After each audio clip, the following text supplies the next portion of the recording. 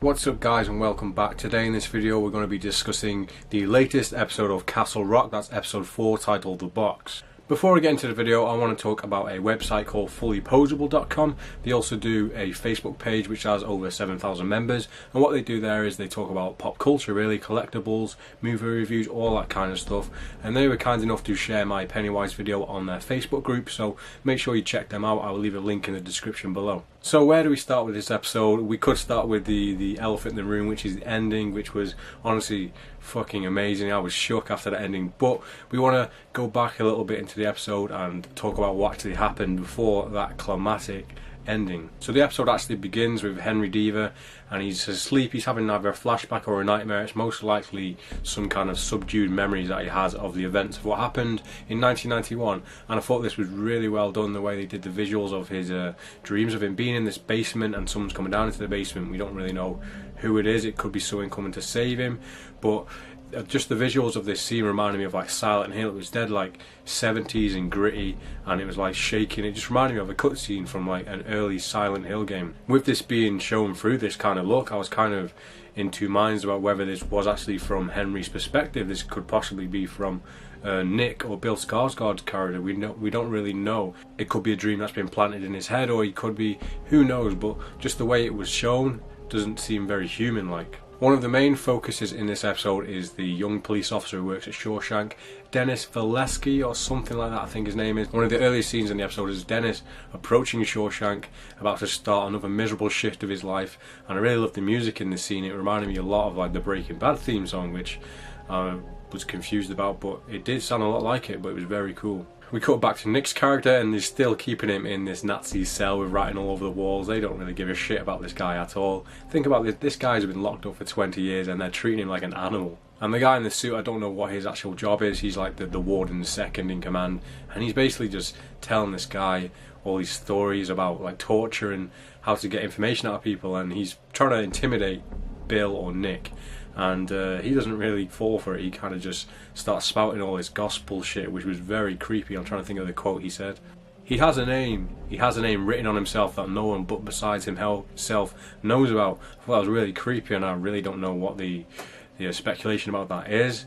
Is that some kind of like someone scarred, like an actual name into someone, or is it more of like a metaphorical thing? And he also mentioned something about a robe bathed in blood, which gave me some very like cult satanic imagery, and it kind of reminded me of the villain, I've not read up to it, but the Crimson King from the Dark Tower.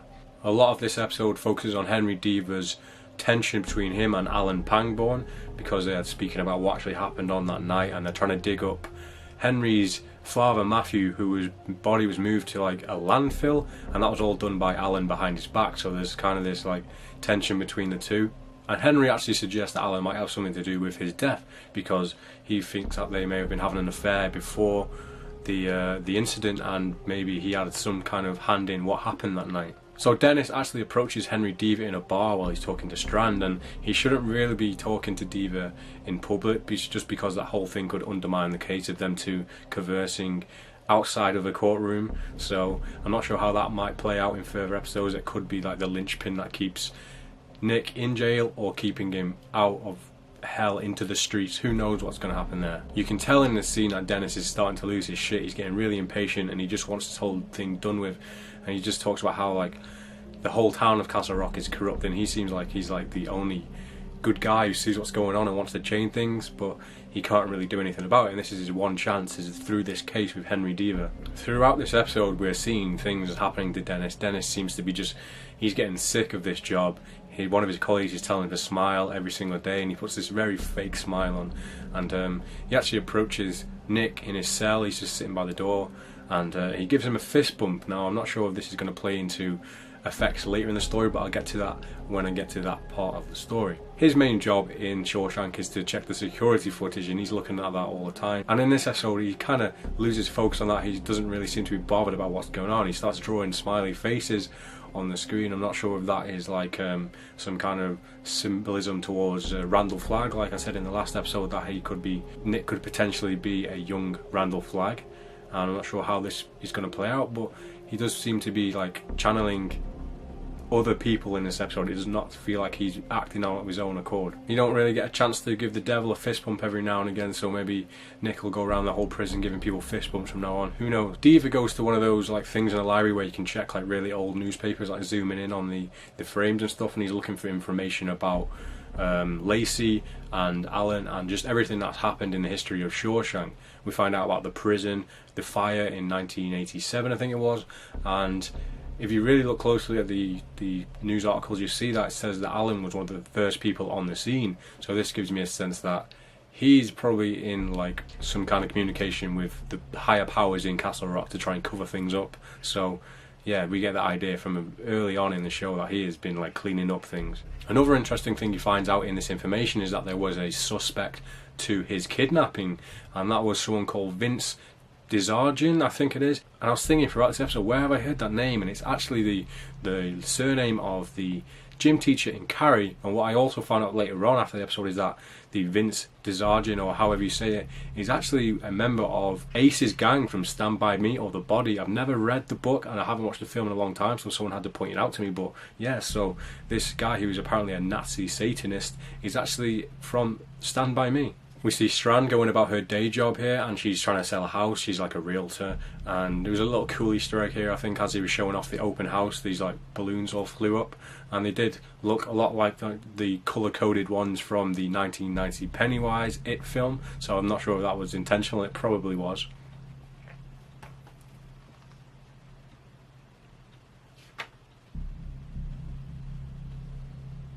I thought this was quite a funny scene actually, the way she was trying to hide all of this evidence around the house that something bad had happened there, because she's trying to sell Lacey's house, and there's just an urn on the table, and there's like a sympathy card, and she tries to hide it all, and she actually puts the urn in the fridge, which the family finds. So after she kind of comes out of it and says that this is Lacey's house and Lacey actually killed himself but not in the house, she talks about like living in her own childhood house and how there was a serial strangler there. Now I've also heard this is a reference to a character from another Stephen King book. I'm not quite sure which one it is, but yeah, that sounds cool, and hopefully when I actually read the book it sparks like a little memory in me, so I remember that this is from Castle Rock. Henry decides to go and visit the Desargin household to see if Vince is actually still alive and just to get some more information on it. And I don't think the idea of a black dude going to a Nazi Satanist is a very wise one, no matter how old this guy is. And what he finds there is this really dilapidated house, and it's like a hoarder's house. There's stuff everywhere, and there's a piano that's fell through the roof, and I really love the visual style of this house. It was, like I said, it's like a hoarder's house, but there's someone actually living there. And it turns out to not be Vince, but his brother, Joseph Desargin. I'm not sure if there's any truth to him actually being the brother. It could be him himself, but he is doing his own business in his house out after hours. He's like a barber, but people come around to get their haircut in this dilapidated building with pianos falling through the ceiling, so he's a very oddball character. And Diva's asking him about his brother and what happened on that night, and he actually finds within his boxes and boxes of hoarded stuff the case file which went missing in 1991. And when Joseph finds out that Henry Diva is actually the kid who went missing, he has this really odd like excitement. He gets all giddy about it, so I'm not sure what his involvement with it is. He says it's just because he read the case file, but I'm sure there's going to be a lot more to it. And he also says that he never touched him, which does not like negate that he was involved with his kidnapping at all. Also, there's this big wooden crate box with the padlock on, which is outdoors, and he says this is Vince's and he's never really seen it, but he opens it up with the shovel, he breaks the padlock, and there's actually just like a cereal bowl in there, so someone or something is being held captive in this little box, and we don't know who it is. It could have been Henry. I guess we'll have to keep watching to find out. Joseph also says that Vince was put in jail for like insurance fraud because he actually cut his fingers off to try and claim money or something like that, and there's something not right about those fingers. Apparently they were kept, but I have a feeling those fingerprints have been used against his will to incriminate him in something, so maybe the fingerprints of what were found on a crime scene or whatever to do with Henry weren't his at all. They were just these severed fingers that were used to frame him. After this, Diva confronts Pangborn about Desargin and all this stuff and why he was the first one on the crime scene and he did not call the cops and he did not like call it in. And this is where the tables really started to turn with me towards Henry and Alan, because originally I was fully backing Henry Deaver, really liked his character, and Alan was kind of just like this really like mean old man. But now I'm starting to like switch sides here, because you can see that Alan has been doing his best to cover his tracks and help Henry out. After this whole town was basically trying to burn him at the stake for killing his own dad, it seems that Alan was the one who was trying to protect him. So Alan definitely got some positive points for me in this episode. And then again, when he was playing Stick in Daredevil, he was an asshole at the beginning too. Pangborn also says that he knows that Henry was the one who killed his dad. He doesn't know that exactly, but he was talking to his dad afterwards, and he couldn't speak because of the tube in his neck, and he left him a note saying he did it. So that could mean anyone, but Alan took that as it being Henry, and even knowing that knowledge, he kind of protected him still. Henry has the body of his father exhumed and flat packed, which is something weird I've never really expected to see, and he's getting that moved to a different location.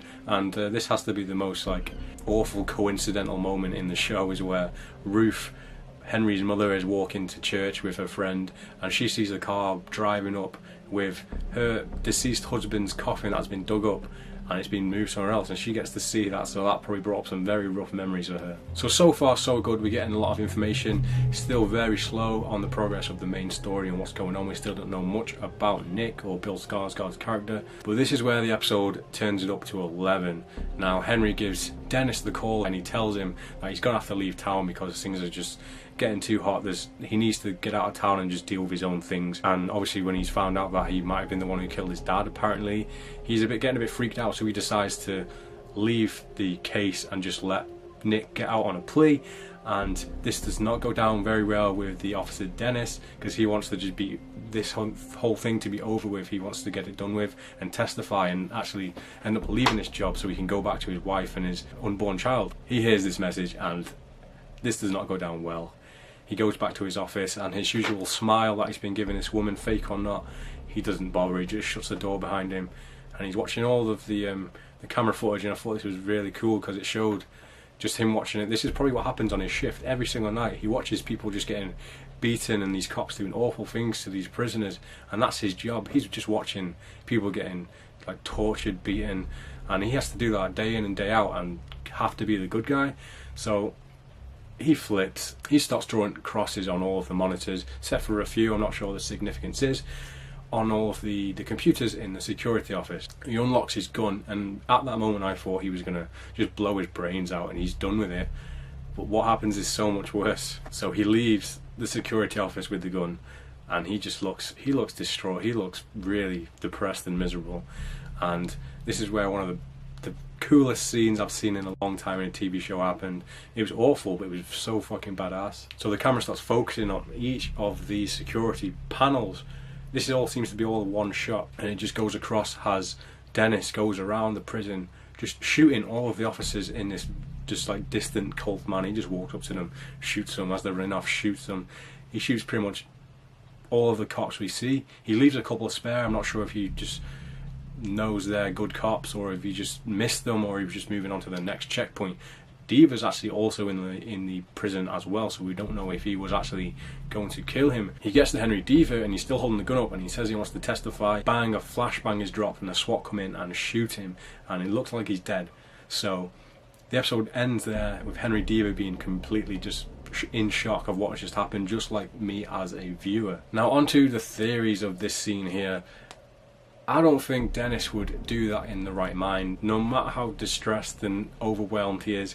This guy has a wife and a kid, so I definitely think him touching Bill Skarsgård's character with that fist bump has definitely passed on some kind of negative, evil energy to him, which made him do this. Because you can see as he gets to Henry Deaver, he kind of shakes his head like he realises that what the hell have I just done? That's when he wants to testify. So I definitely think that Bill Skarsgård's character has a way of like passing on energy, whether it's good or bad or a disease or all those kind of things, like an affliction, and he definitely did that to Dennis, in my opinion. I don't think someone would do that if they had a wife and unborn child on the way, no matter how messed up they were. But overall, that scene was just amazing. The music was amazing. I think that music is probably amazing in most scenes it's used in. And I've probably watched that scene quite a few times back now just because it's so fucking awesome. I sound like a sick fuck for enjoying that scene so much, but I just loved it. So that has been my thoughts on episode 4 The Box. I hope you've really enjoyed this video. Let me know your theories down below. Let me know what you thought of the episode. Let me know what you think's going on with Nick or Bill Skarsgård's character. We really need a name for him so I don't have to keep going in between the two. Anyways, thank you all for watching, and I will see you with episode 5 next week.